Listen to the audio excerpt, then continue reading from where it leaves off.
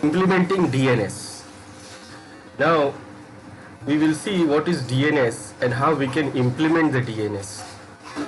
Now first, what is DNS? DNS is actually a protocol, a standard protocol which is used to do what? Name resolution. It is used to do the name resolution. Now it is not used to do name it is not for converting the name, it is for resolving the name. Now what is the use of resolving the name? Now remember, in human nature is what? We can't remember numbers, we can remember names. It is not possible for us to remember 100 numbers, but we can remember 100 names. But on a network, whatever the communication happens on the network, it based on the IP addresses, and the IP addresses are the numbers. Now if we have multiple machines in our network, if we have suppose 500 machines, 1000 machines, 6600 machines, now all those machines will have a unique IP address, and if we want to connect them, we want to communicate with them, then we need to have the IP address of that particular machine. Now how much IP address we can remember? It is not possible for us to remember all the 500 IP addresses, because it is not easy for us to remember the numbers. But we can remember the names of those machines, like if we name those machines accordingly, so we can remember the name, and we can connect those machines by using the name. But names are not names will not work for the network. In a network, it always use the IP addresses. Now to solve this problem, we have DNS. DNS do what? It uses the name resolution, and it do what? When you give any name, then your request will go to DNS, and the DNS will do what? In reply, DNS will provide the IP address of that particular name. Now in old days, when there was when the network was very small, or in the beginning of the network, there was not much machines was there, and the network was not that big. So on that day, on that old days, there was one host files. The host files was used.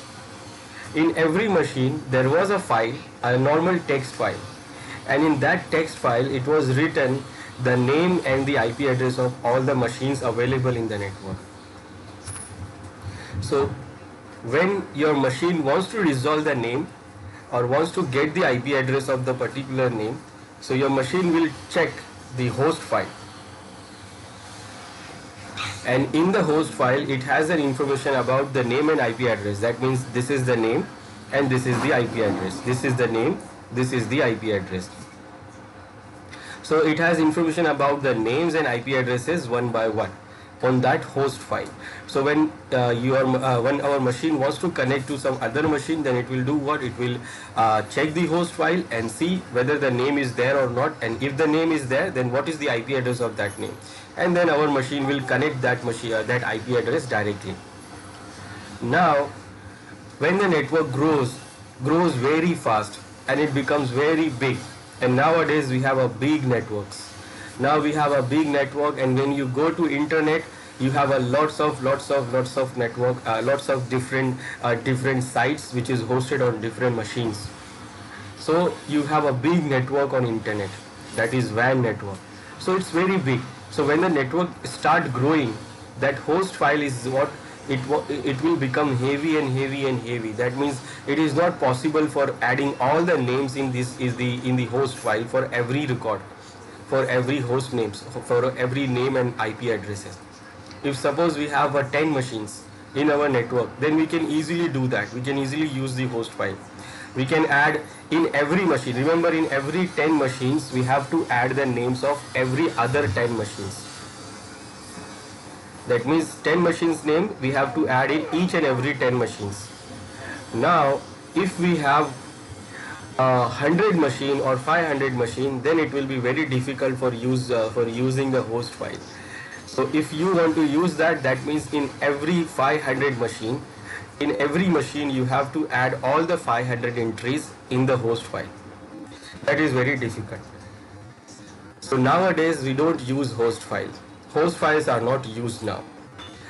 Now Because of the problem of the big network, Microsoft has did what? Microsoft uses this NetBIOS protocol. This is also a protocol, NetBIOS. Now what it do here, NetBIOS uses a NetBIOS name resolutions. It uses a NetBIOS name resolution. Now what is NetBIOS name resolution? Now NetBIOS is actually a name of your machine. When we install the system, we get a NetBIOS name. By default, automatically we get the NetBIOS name, and NetBIOS names are what? It's a 16-bit, 16 character number. Maximum we can have a 16 character number name, where we have a 16 character. Nowadays, when we install these new operating system of Windows, what we get? We get Win at the beginning. This is the name. This is NetBIOS name, and all letters are capital. And after the Win, now this is only 3 characters. To fulfill the 16 characters, it do what?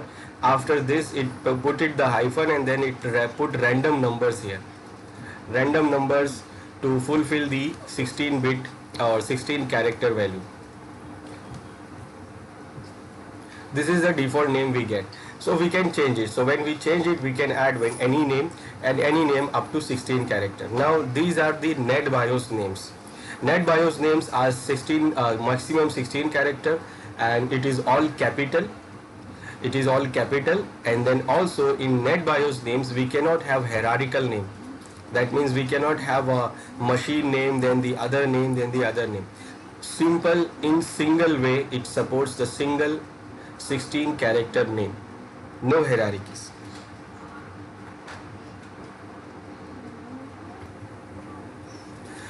So NetBIOS name resolution will happen. The Windows will start using the NetBIOS name resolution. Now how it works? Now suppose we have one PC here, and the PC name, that the NetBIOS name for this PC is PC1, and we have the other machine here.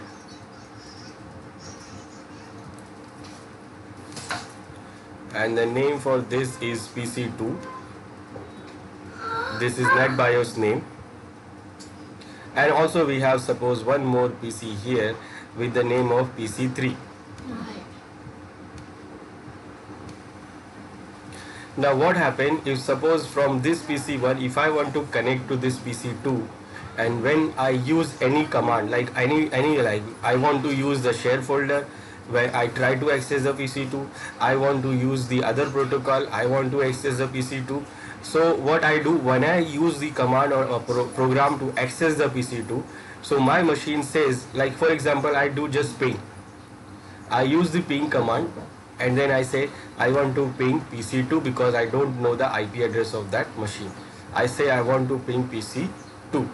Now what my machine will do, my machine will send the broadcast NetBIOS request. It will send the broadcast NetBIOS request to everyone. It will go to everyone in the network. It will go to everyone, and nobody will reply. This will not reply because he is not PC2. Anyone will not reply because they are not PC2. Only the PC2 will reply that, okay, I am PC2 and this is my IP address. In reply, it will give the IP address of itself, and then our machine will do communicate or send the request to that PC2 with these IP addresses. Now the resolution happening, now the clients or the users don't have to remember the IP address of those other machines. It will resolve, but it resolving based on the broadcast. Broadcast, that means it is sending the broadcast to get the IP address of that other machine. Now broadcasting is it is not good for network. But in old days, when there was no option available, so Windows is using this NetBIOS to resolve the names. But when the network is a big network, so in a big network, when suppose every machine is doing the broadcast, then what happens? The network will get very slow. It will affect the performance of network, and it will get very slow.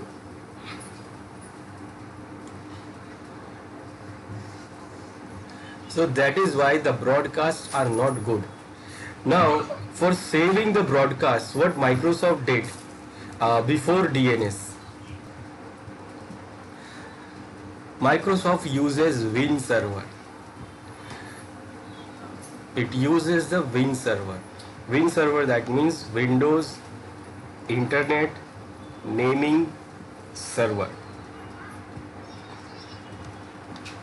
Now what these Win servers do? This Win server actually resolve the NetBIOS names of the other machines. Now in this case, we don't have to do the broadcast. It eliminates the broadcast in NetBIOS name resolutions. So how it works? We have PC1 here. NetBIOS name for this is PC1. Then the other machine we have here, which is what, the PC2, NetBIOS name with PC2. Now if if PC1 wants to connect to PC2 and it wants to get the IP address of PC2, then what in previously without the Win server, what these machines do, they send the broadcast, and broadcast will go to everyone, and the PC2 will reply, nobody will reply.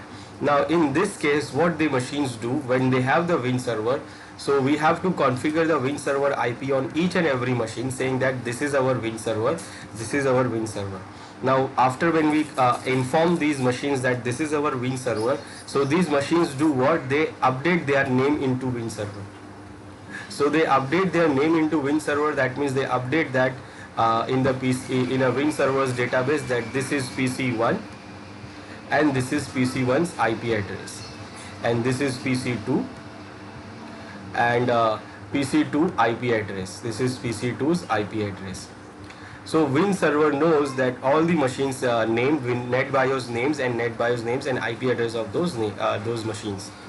So when PC1 wants to connect to PC2, it needs the IP address, then it will not send the broadcast this time.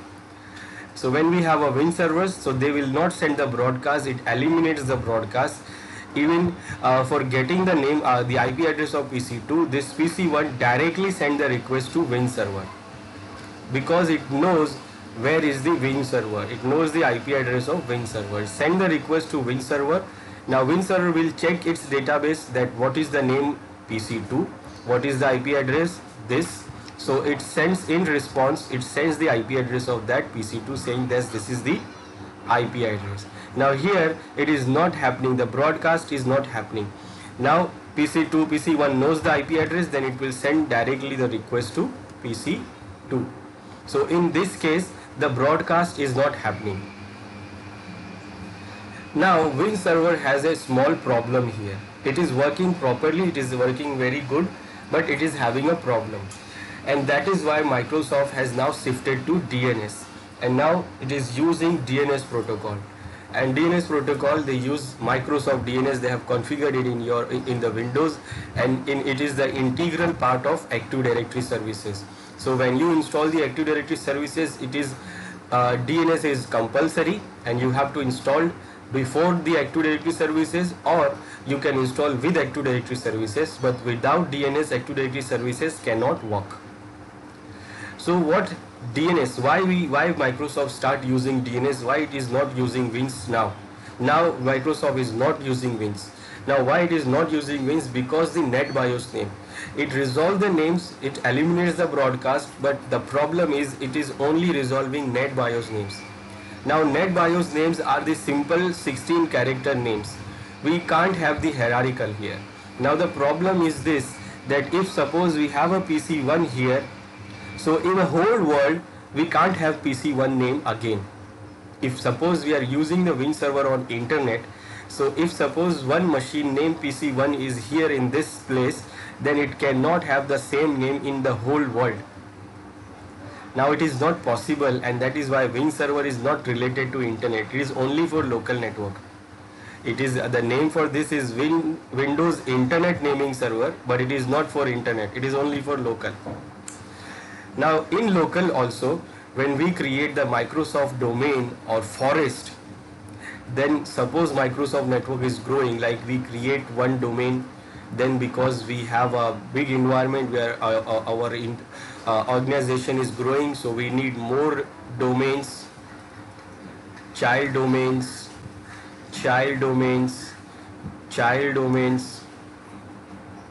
We need more tree domains, more. Now we need more domains here in a forest. Now in this big kind of network, if suppose we want to use Win server, then it is not possible for us, because here we need the hierarchical name structure. Like this is domain 1, so this is the child domain, so I need, like, this is a child of the parent domain. Parent is 1 and this domain name is 2, so it is a child of the parent domain 1. So we have to make sure that it is the parent child of the parent domain 1. So we have to make sure the name will be 2.1. Then this domain name is 3, so it is a child of all these this domain 2, so it must have the name like 3.1 3.2.1. This domain will be 4.3.2.1. So we can have this hierarchical name structure in DNS. In DNS we can have this hierarchical name structure, but in Wins it does not support this. It supports only single name. So if suppose I have PC1 here, so I cannot have PC1 here, I cannot have anywhere in the domain in the forest. But in the DNS what we can have a hierarchical structure. So we can have here PC1 also, we can have PC1 here also, we can have PC1 here also and here also, but they all will be different. How? This in a first domain the name will be PC1.1.com. In the second domain it will be PC1.2.1.com. The names are different. It is hierarchical. So this hierarchical name structures is supported in DNS but not in NetBIOS. Now that is the only reason nowadays Windows is not using Wins and it is using DNS now. So DNS now, because DNS supports the fully qualified domain name. It supports fully qualified DNS domain name. It is called FQDN. So how does the DNS name resolution work? It works with this FQDN. The host name is a computer name that is added to a domain name and top level domain to make a fully qualified domain name, and it is called FQDN. So if suppose this is the host name, this is your machine name, the machine name is account director PC, account dir PC, and the domain name is adotom, and the top level domain name is com. So when you combine all these, so you will get the fully qualified domain name as this acctdirpc.adotom.com. But nowadays NetBIOS names are rarely used and are being deprecated in Windows operating systems, because now they are not using this, they are not using NetBIOS to resolve the names, because it uses broadcast, and broadcasts are not good for our network. Now when we configure the DNS server, so we have the DNS components. So DNS components, like DNS namespace, is a hierarchical naming structure that provides multiple identifiers for each network node that can be identified relative to the root domain. Now it can go more hierarchical, as we see here: computer name, then the unit states dot, and this is the child, this is the domain for this computer, but this domain is a child domain of this parent domain Microsoft.com. So it can go hierarchical here. Now when we configure the DNS infrastructure, so these are the components required: the DNS server, the server which we have configured the DNS protocol, DNS services. It is called the DNS server, which resolve the all names. Now for resolving the names, in every DNS server we have different zones. Different zones we have to configure for resolving the names, and these DNS zones are the in the DNS zones we have the resolvers and the resources records.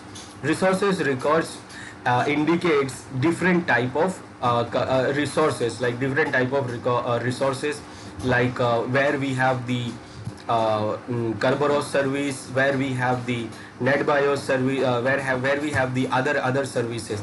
So all those services resources records are stored into DNS.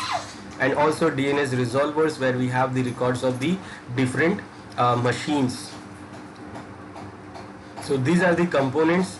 Now, what are the DNS zones and records? So when you say the zones, so we have a primary zone, secondary zone, and stub zone. So we have different zones when we configure the DNS. So we configure the different zones. We have a primary zone, secondary zone, stub zone, and also Active Directory integrated zone. Now in every zone we have these two lookups. So in DNS zones is a specific portion of a DNS namespace that contains the DNS record. So basically the zone is a namespace where it contains the different DNS records. So we have these different zones, and in each and every zone we have these two types of lookup zones: forward lookup zone and reverse lookup zone. Now forward lookup zone has the records of name to IP addresses. Name to IP addresses, that means if your machine wants to get the IP address of any other machine, so it sends the name to DNS server, and DNS server will do what? It will check in the forward zone. It will check into the forward lookup zone, and then give the IP address of that particular name. Now reverse lookup zone contains the IP to name records. IP to name record, that means in that you will get the IP address and the names of that IP addresses. In forward zone you have name and IP address of that record. So when suppose you know the IP address and you want to know the name of that particular machine, so you will send the request to the DNS server, and DNS server will look into reverse lookup zone and give you the name of that machine. And if you want to get the IP address, you have a name and you want to get the IP address of that name, then you will send the request to DNS server, and DNS server will check into forward lookup zone, and then it will give you the name IP address of that particular name. Now in those different forward lookup and reverse lookup zone, we have different records, different resources records. In forward lookup zone, it includes A record, MX record, SRV record, NS record, SOA record, and CNAME. In reverse lookup zone, we have PTR records. Now PTR record, but including this SOA, NS, SRV, MX also there in this reverse lookup zone. We also have these MX, SRV, NS, SOA, but with all these, with all MX, SRV, NS, and SOA, we have PTR. So basically, instead of A record in forward zone, we have PTR record with all these other records. Now, how we can install and configure the DNS role in our Windows Server 2016. So let's see that now. Okay, this is my server 2, and right now it is in workgroup. There is no domain and there is no Active Directory services available here. Now remember, without Active Directory services, DNS does not require any Active Directory services. DNS itself is a services. DNS itself is a service, and we don't need Active Directory for it. So we want to install the DNS role here in this server. We want to use this machine as a DNS server.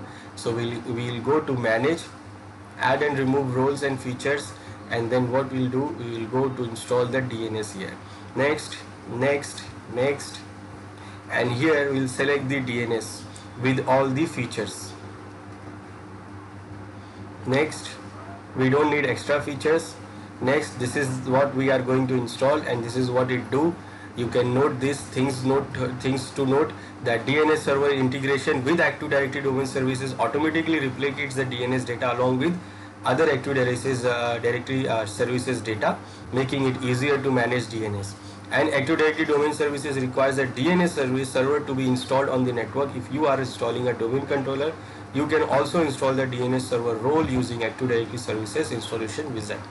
So basically it is saying DNS needs Active Directory, Active Directory needs DNS, and you have to have DNS when you are installing the Active Directory services.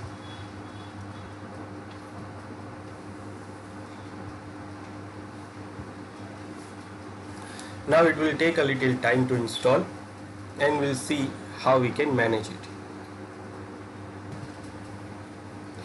Okay, now the services are installed.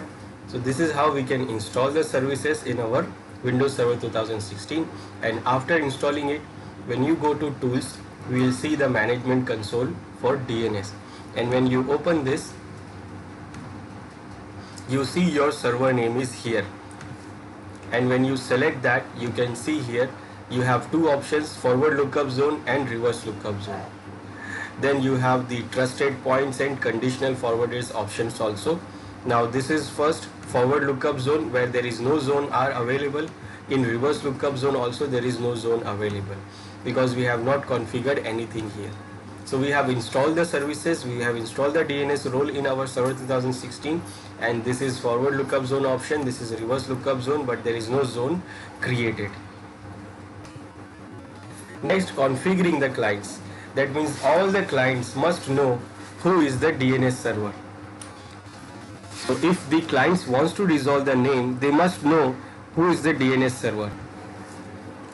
And that means the IP addresses of DNS server.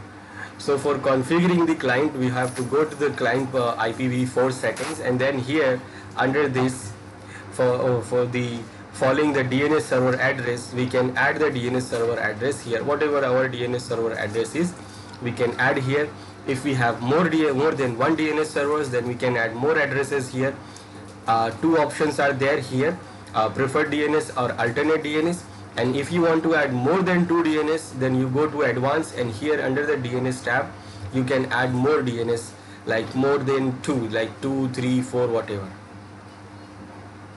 And if you want to use the PowerShell command, then you can use set DNS client server address with the interface index. You have to know the interface index or interface name.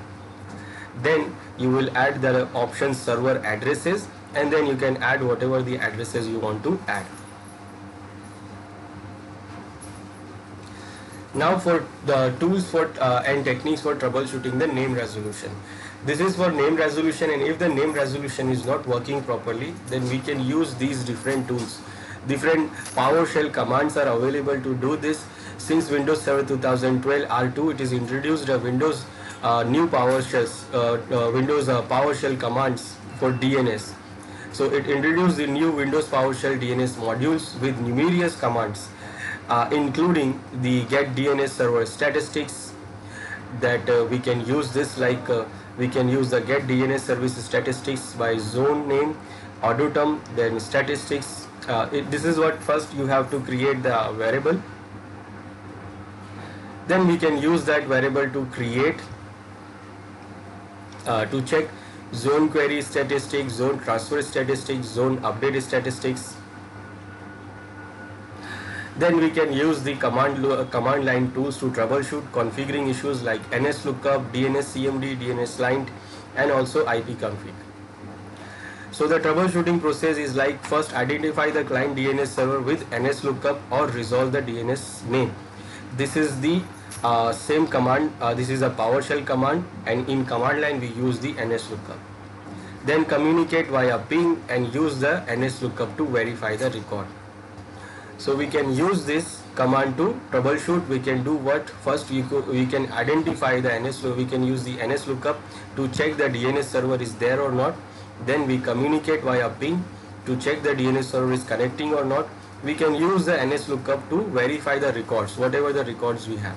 And for statistics, we can use these command from the PowerShell.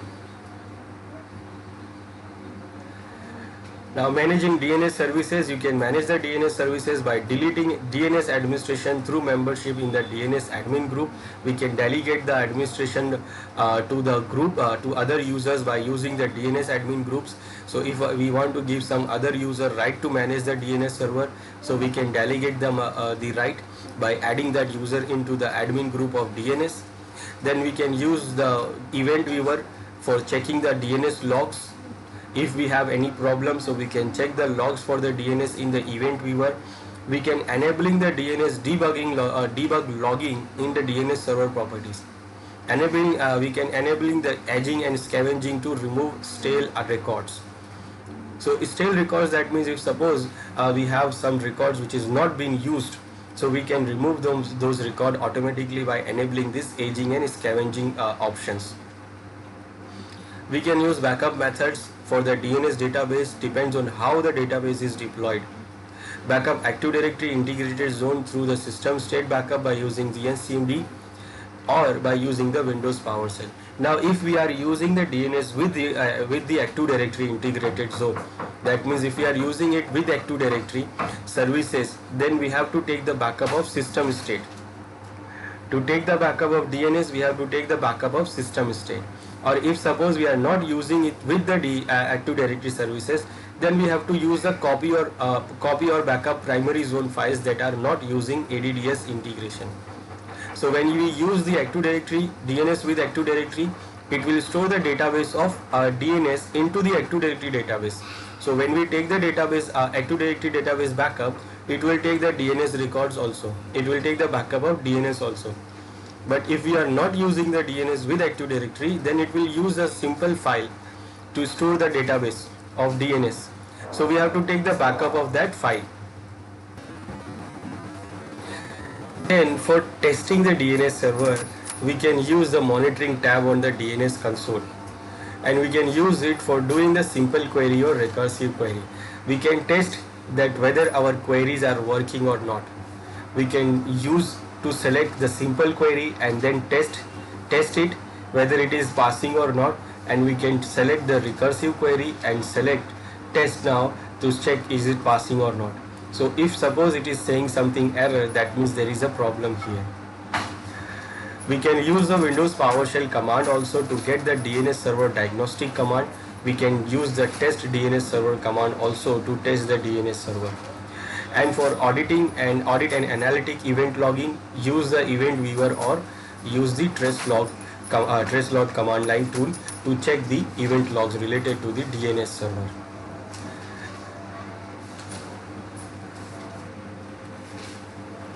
Now configuring the zone. So after installing the role, what we have to do, we have to configure the zone also. Now for configuring the zone, when we configure the zone, so zone has what? Zone includes the records, different records. So these are the different records we have in the zones, every zone. In forward lookup zone or reverse lookup zone, we have these records. So these are the DNS resources records. It includes the SOA. SOA is called start of authority. It is a start of authority resources record. Now this start of authority is the first server we create for the DNS. Like for example, if we have created one server, but we need more server to do the load, to handle the load, because we have lots of load of resolving the name. So suppose I create 4 servers in our environment. I created 4 DNS servers, but on those 4 DNS servers, only one server will be start of authority server. That start of authority server has an authority to make an update on the zones. That means on the zone information, like how and when they are going to update the zone to each other, and what will be the time to remove the old record or scavenging and aging.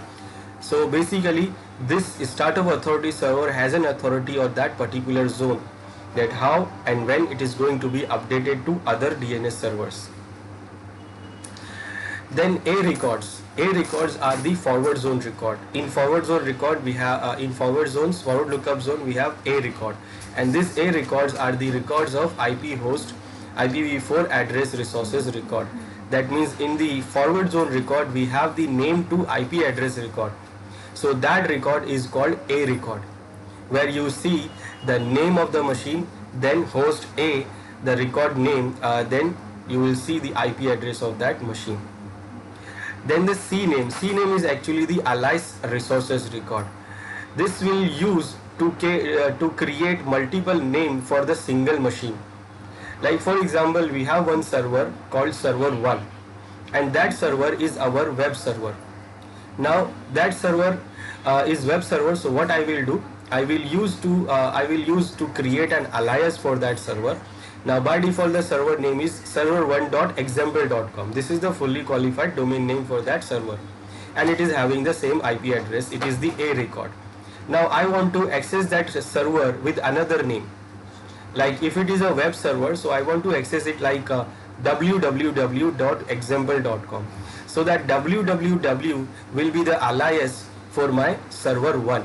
So what I will do, I will create one alias that is called www, and that means what? It is the same name, means server 1. So alias is actually the C name is actually the alias for our our normal name.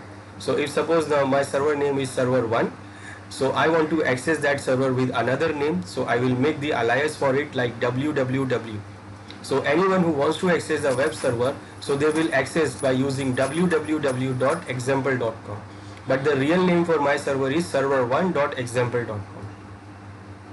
Now why we do that? Because we want to create multiple names. For example, suppose the server 1 is also having the mail services. So I want that mail servers, mail users who want to access the mail services, they should access with a different name. So I will create one more alias for the same server, name as mail 1. So if suppose mail server wants to access my server 1, then they will access by using the name mail1.example.com, and web server users will access the server 1 by using www.example.com, and mail users will access the server by using the mail1.example.com name. But both names are alias. The real name is server1.example.com. So when we create those aliases records, we create by using C name. So this is the C name record. It is actually canonical name. So these records are actually the alias resource record in our forward zone. This is not for the reverse lookup zone. It is for the forward lookup zone, where we have name to IP addresses record. Then MX records are for the mail exchange resources record. That means if in our environment, if in our network we have any mail server available and configured, then that mail server's name and IP address will be stored by using this MX resources record. So by using the MX, it will be stored for that mail server's name and IP addresses. Then SRV records. SRV records are for the services resources service locator resources record. It locates the services. This is very important. This is very important for Active Directory services, because Active Directory services do what? It install the all services record in DNS, and that is why it needs DNS very much. That means it is very tightly integrated with DNS, the Active Directory services, because it stores all the services records in DNS. So if any clients want to get the services, then they will contact the DNS for the services records, that which server has which services, which server has Kerberos service, which server has authentication service, which server has this service and that service. So every services records are stored with this SRV. Then NS record. NS record is the name servers resources record. As I said, if we create multiple name servers, multiple DNS servers, so these all multiple DNS servers will be as a name servers. They are called name servers. So if suppose I create 4 name servers, 4 DNS servers, so their names and IP addresses will be stored with this NS record. That means name of the server, NS, the NS, that is name server, and then it will show the name of the server. Server 1, server 2, server 3. Each server's name will have a record in DNS server zone will be as a NS. Then this AAAA is for the IPv6 name to IP address record. So if we have any IPv6 record stored, then it will be stored as a AAA record. Normal IPv4 will go with single A, and IPv6 records goes with AAAA, 4 A's. Now in the reverse lookup zone, we have a records of IP to name addresses. That means you will see the IP address, and after the IP address you will see the name. So those records are stored as a PTR record. It is called pointer resources record. These records you will find only on reverse lookup zone. The AA records you will find in forward lookup zone, and this PTR records you will find in reverse lookup zone. So if you want to create a records manually, then we can create it by right clicking on the zone, and we can select what record we want to create. We want to create the forward zone record, we want to create the alias record, we want to create the pointer record. And from PowerShell we can use this command to create the record, like add DNS server resources record, the command. Then we will mention the zone name, then we mention the name of the machine, and then we can mention the IP address of the machine. Now when we create the zone, so what we have two zones, forward lookup zone and reverse lookup zone. Now forward lookup zone will have a name of the zone, and reverse lookup zone will have a IP address format of the zone. It is like this. This is the ARPA representation. This is the ARPA format of reverse lookup zone.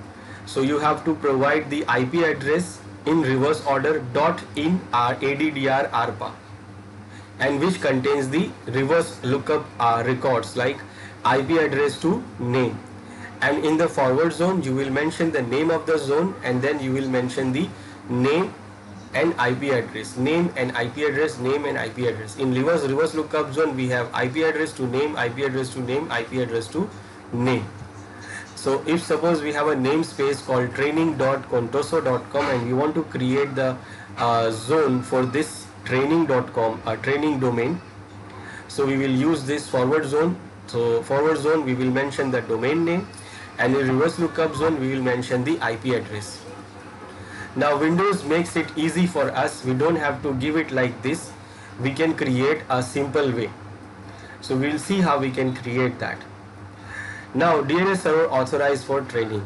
Now DNS server will be authorized for authorized DNS server for the training, and only that when we create the zone, suppose this is our server, and in this server when we create the zone for this training domain, then what this server will become, this server will become the authorized server for this training domain, training zone.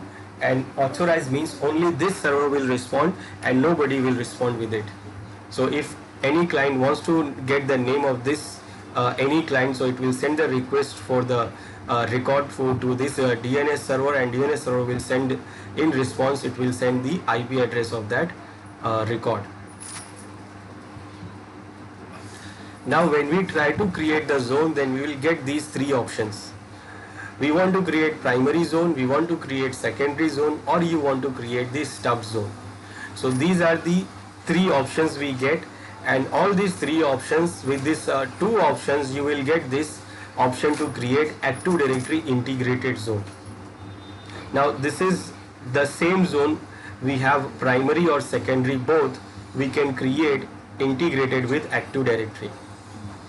It is not a different kind of zone, it is actually primary or secondary.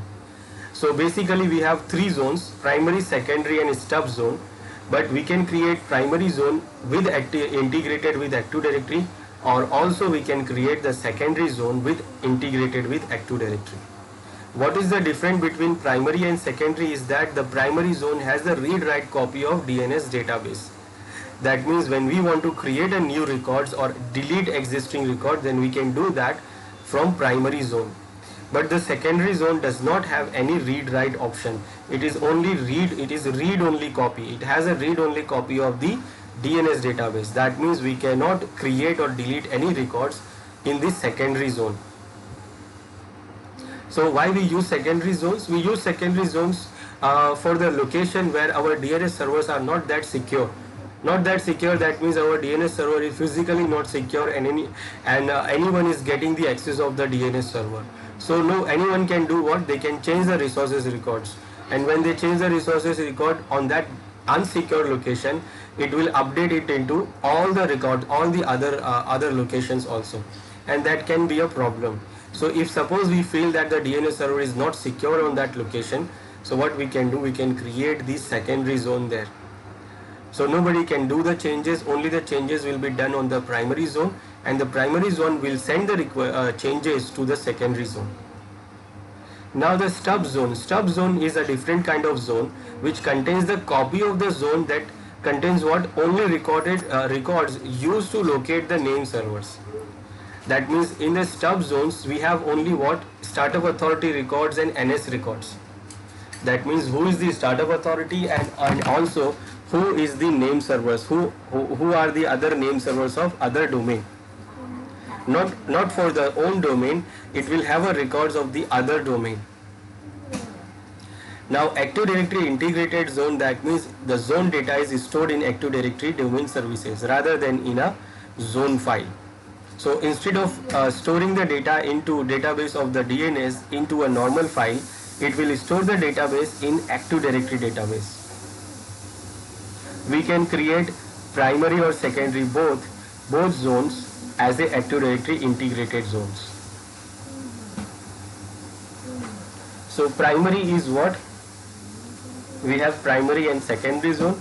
Primary zone has the read-write copy, and secondary zone does not have read-write copy. It has only read-only copy. So whatever change we do here on the secondary zone, it will not update. It will not take it. So the changes will be done on the primary zone. So when we do the changes on the primary zone, so it will update those changes into secondary zone. It is called zone transfer, and it happens with the replication. It is also called DNS replication. Replication, that means replicating one information from the other DNS server, from one server to other server. So basically the primary zone will send all the changes to a secondary zone as a zone transfer. Now if even both the servers are primary, then still they will do the zone transfer.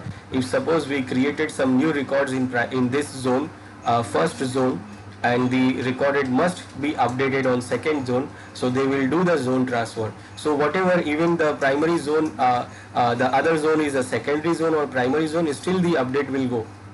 But in the secondary zone we cannot create any records. It will always update from primary zone. This is what the traditional zone, this is the DNS zone where we have no Active Directory integration. But when we integrated these zones into Active Directory, then what we get? The database for the DNS will be stored into Active Directory database. And when it is stored in Active Directory database, so when the DNS wants to replicate the information from one server to other server, it will happen with the Active Directory replication. That means when Active Directory sends the information from one domain controller to other domain controller, so with that it will go, the DNS information will also go from one DNS to other DNS server, because the server is the Active Directory server itself is a DNS server, and that zone is also integrated into the Active Directory. So basically the Active Directory integrated the DNS zones we create on domain controllers. So when the domain controller updates its the Active Directory data from one server to other server, so the DNS data will also be updated. So Active Directory integrated zones do what? It performs the incremental replication between DNS servers and adjusts the Active Directory replication schedule. That means it sends only the incremental update. Incremental update, that means if suppose we have 10 records and we have added 2 records now, 10 record is already there, so only those 2 records will be updated, not the whole 12 records. That is the incremental update. Also it will update through the Active Directory replication. So it will use the Active Directory replication to send the information from one DNS to other DNS. Now if we use normal DNS zone where there is no Active Directory integration, still it will do the replicate between primary DNS and secondary DNS zone, but perform an incremental rather than the complete zone transfer. Again it will do the incremental, but it will not use the Active Directory integration. It will directly do the replication from primary to secondary zones.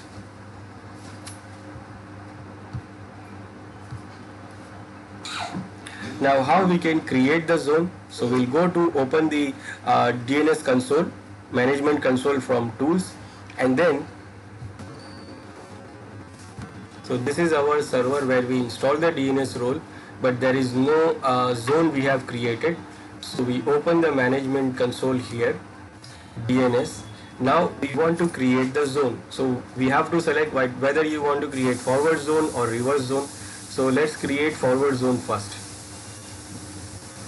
So creating the forward zone, first right click on forward lookup zone and select new zone.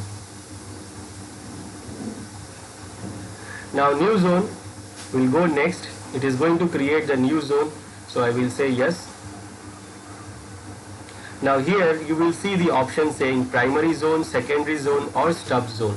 So these are the different type of zone we can create. Primary zone, which has the copy of a read-write copy of that zone database, and secondary zone does not have the read-write, it is only having a read-only copy of the database.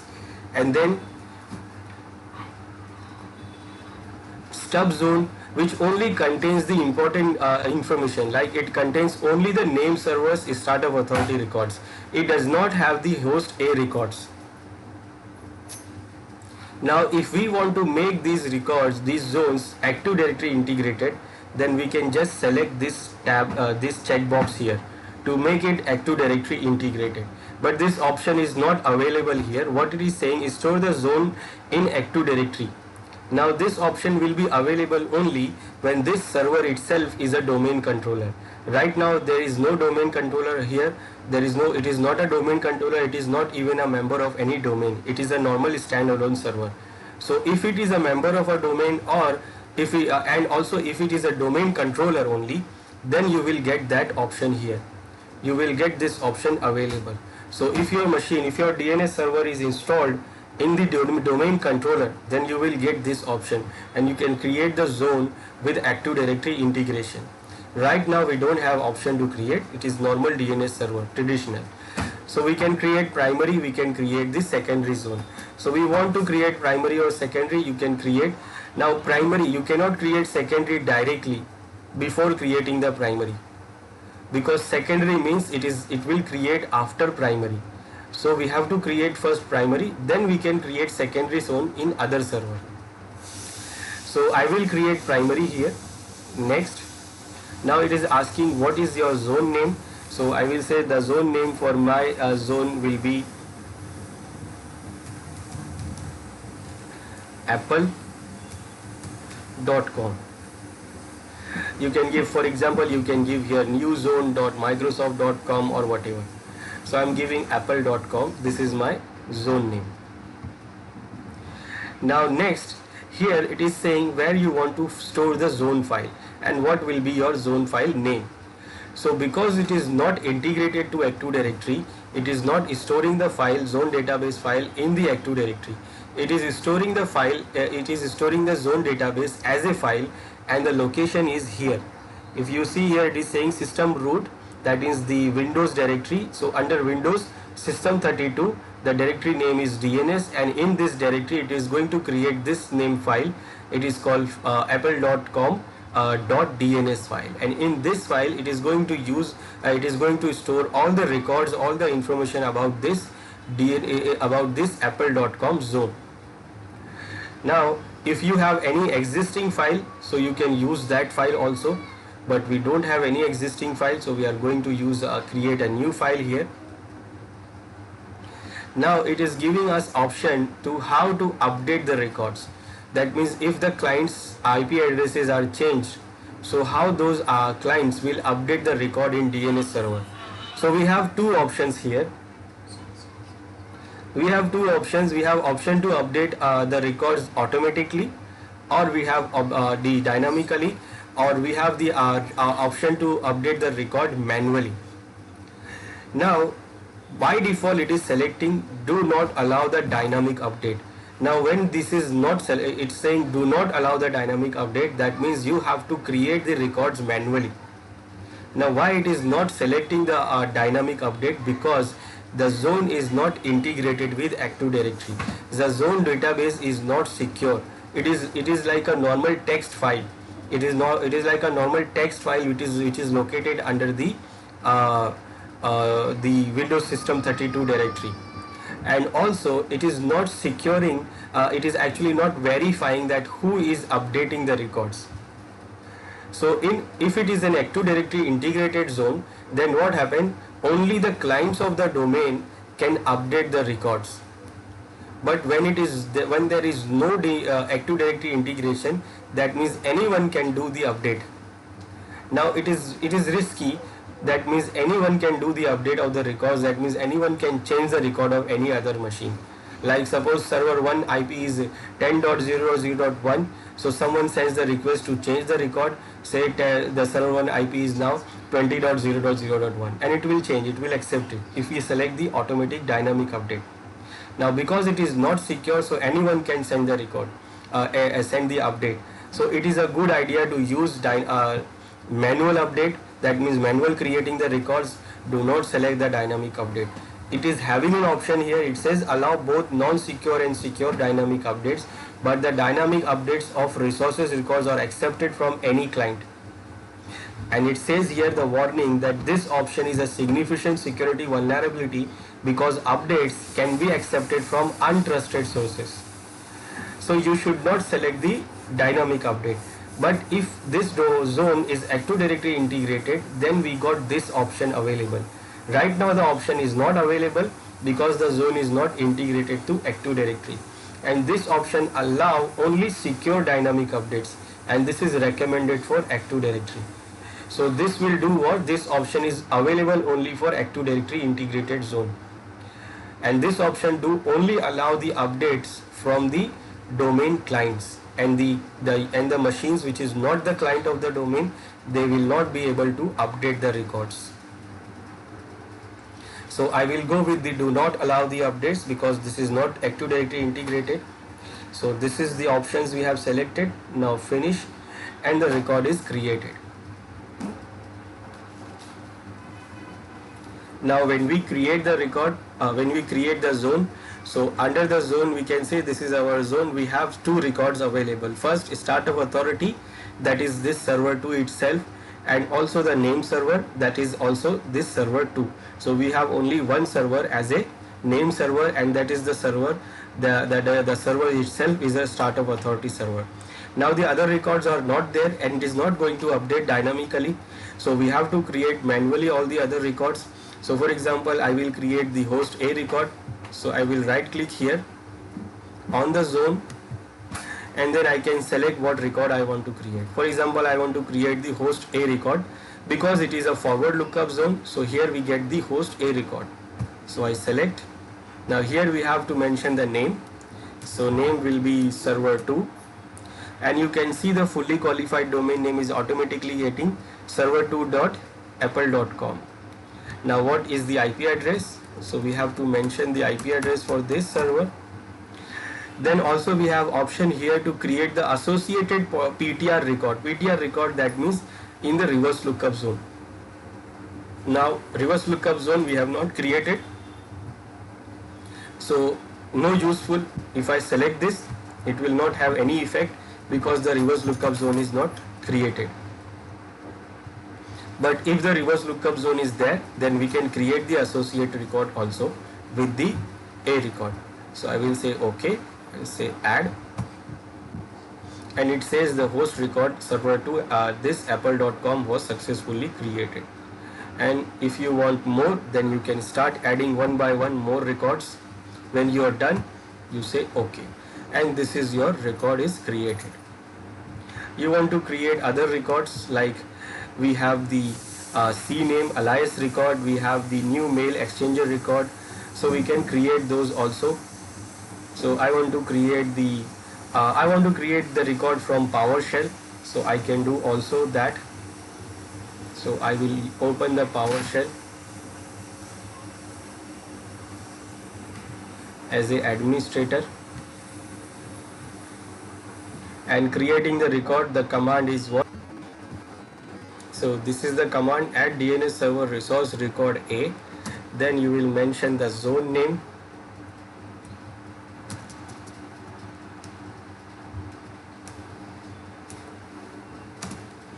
zone name is apple.com. Then we will mention the name, let's say I will say server 3. Then we will mention the IP address for it. IPv4 address is 192.168. and this.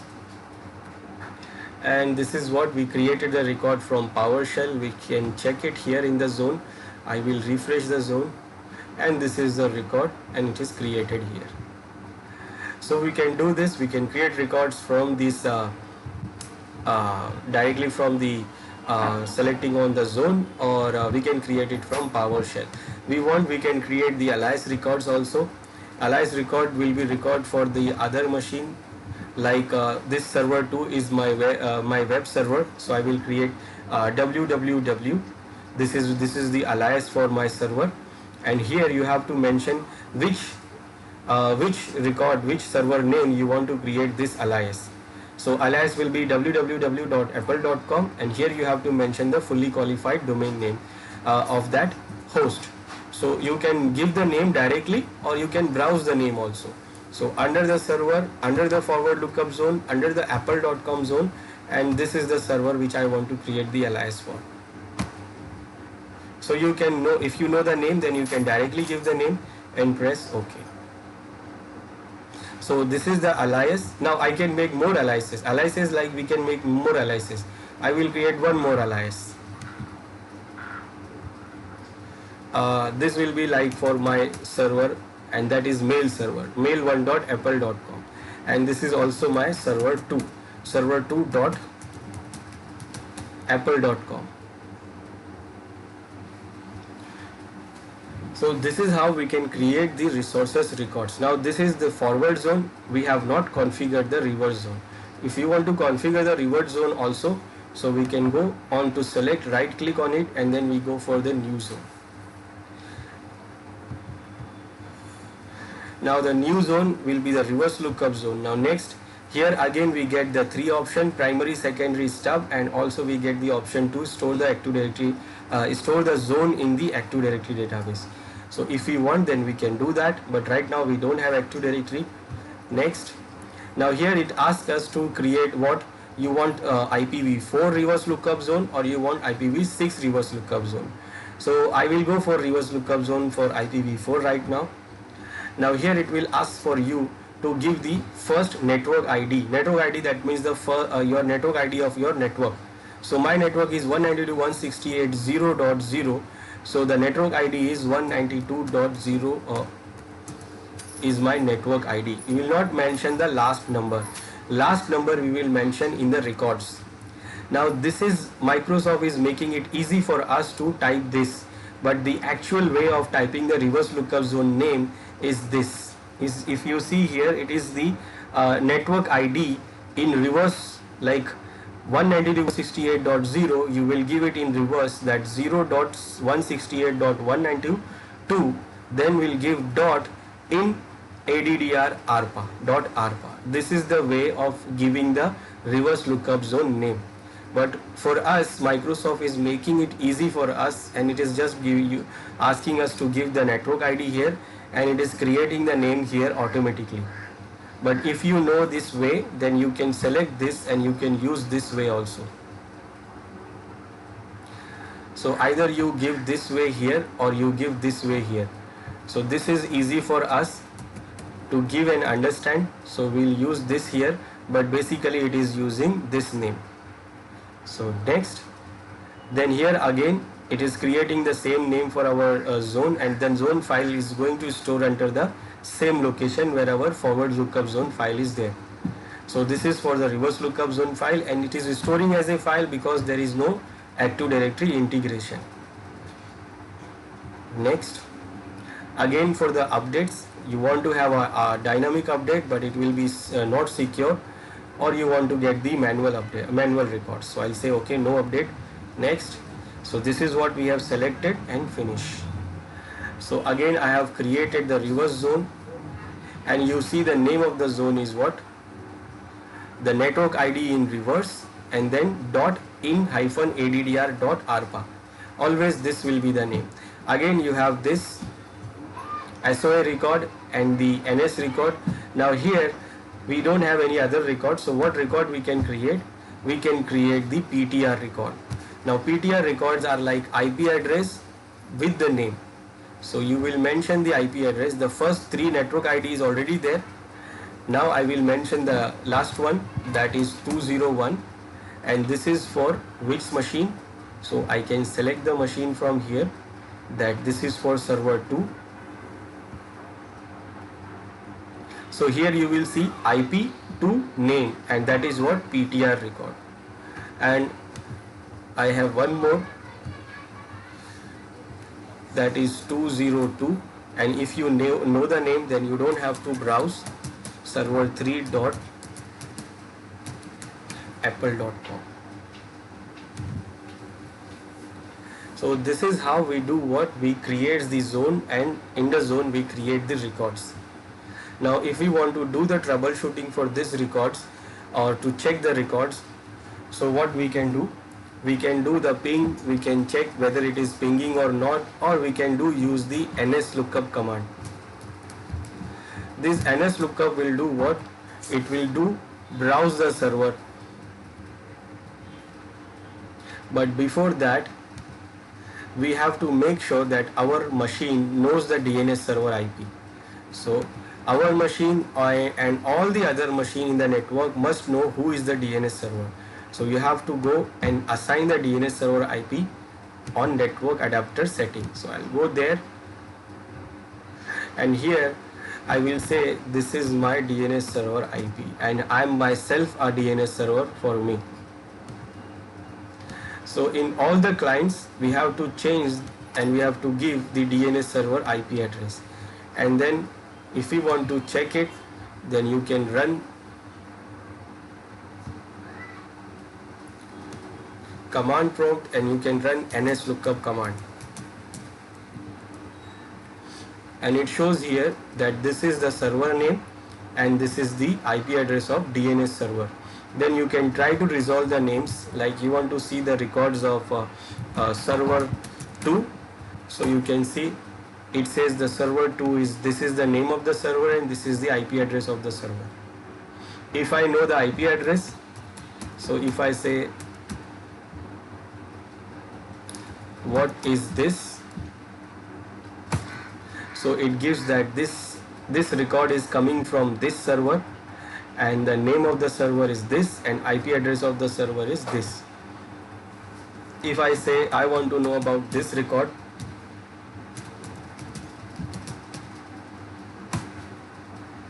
so it says that the information is coming from this server, and this is the authorized DNS server, and this is the name of the server, and this is the IP address of the server.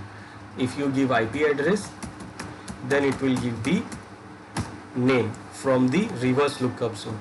So both the zones are working properly, reverse lookup zone and forward lookup zone. Aliases are also there. We created the aliases also, so we can use that also. Check www.apple.com. so it says it is coming from this authorized server, and this is the actual name of the server, and this is the IP address of the server, and this is what the alias. So if I check mail1.apple.com, so it says okay, again this is same server 2, IP address is same, and this is the alias we have. Now alias means what? We can actually use that name to connect. Like for example, if I ping server 2, we have to give the full name, fully qualified domain name, server2.apple.com. So what we are getting here, we are getting the response from this IP. It is resolving the IP address, and if we try the aliases also, if we try to connect with alias, then again we are getting the reply from server 2, because this alias is of server 2 and the mail1 alias is also from server 2. So the users who want to access the web server, they will use www, and the users who want to access the mail server, they will use mail1, but both will go to the same server because the services are installed in the same server.